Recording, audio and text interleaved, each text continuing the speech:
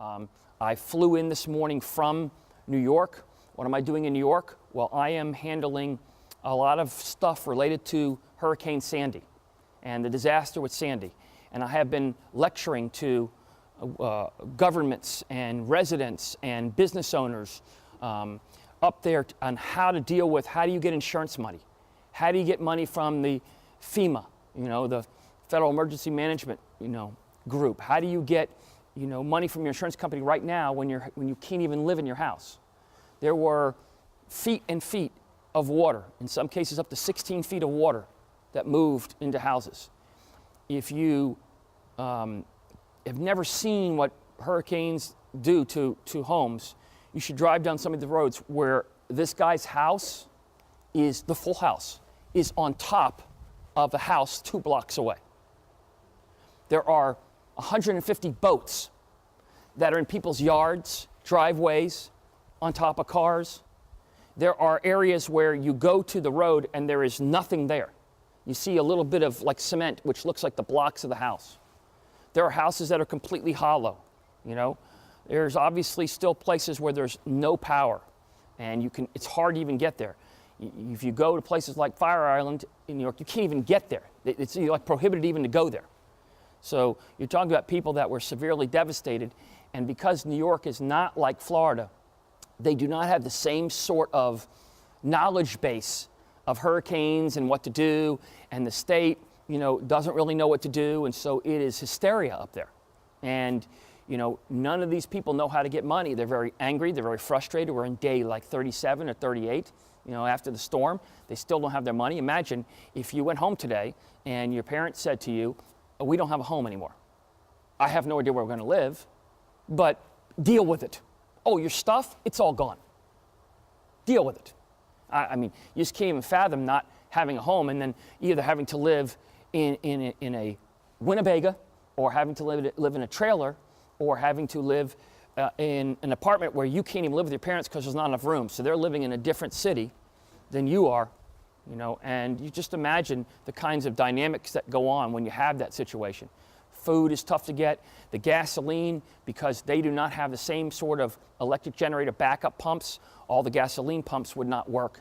And so when they weren't ready, so when they finally brought in gasoline, the lines were 2 miles long to get gas. I mean, we get upset if we drive into the gas thing and there's somebody in front of us. It's like the end of the world, You're talking about people who 2 miles and they have fights and they have to have police officers out there, and it's just, to get gas, Yes, ma'am. Can you hear me in the back? Okay. Can y'all hear me? Okay. If you can't, I'll grab a mic. So what I'm doing is I have, over the past, several weeks, I have been going from town to town as one of the foremost authorities in the country or world or whatever you want to name it in disaster recovery relief. Nobody else is doing this, just me. I sit on panels with FEMA and federal officials and Division of Labor and student government, student SBA, which gives loans, and credit associations and National Grid Power Company, and we sit in these giant panels. It looks like a Senate hearing, And these guys stand up and give them information, and I'm the only guy in the room standing up and saying, here's how you get money. Here's the tricks to what you should do and not do. And I do it to audiences. To give you an example, the first one I did was to 1,200 people, okay? Not 6. You talk about standing up in your class and being a little concerned about what people hear. Imagine doing it to 1,200 people who don't know you, who are extremely angry, who feel like they got screwed by the government, that their insurance companies aren't paying them. They're yelling at the legislators who are sitting up there with you. At one meeting, the guy had the mic, the legislator, he started talking about, we want to thank, government for doing the stuff. And they said, sit down. And he kept talking, and they got up and started cussing at the guy. They said, if you don't sit down, we're all leaving. And he had to give up the mic. It was unbelievable. It's like, give the mic to the guy who can tell us how to get money. So you can imagine when you talk about, kind of desperation and things that they need, if you think about what's fundamental to you, your phone or your clothing or something personal in your room, imagine if that was taken away, and you had no means to get another one. If you take away a cell device from anybody who's under 19, it is like cutting off their arms.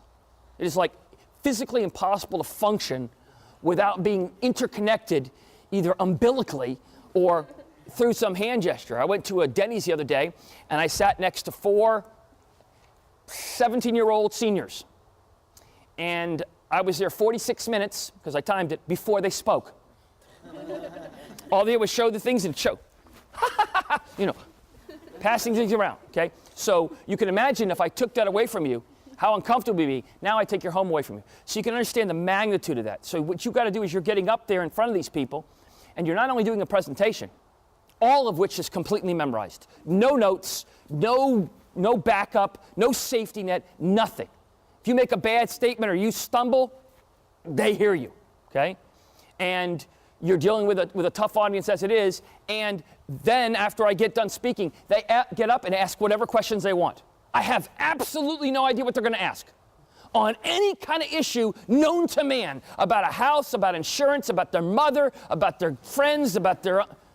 And I have to answer them, and if I don't answer them with the greatest answer in the world, then I just took away all the good things I did in the last 30 minutes. So it's a intense environment, but it's something that I function well in the sense that if you have a good knowledge base and you can understand and deliver the material in a good way, then you're really helping a lot of people. So I've been going from town to town each day.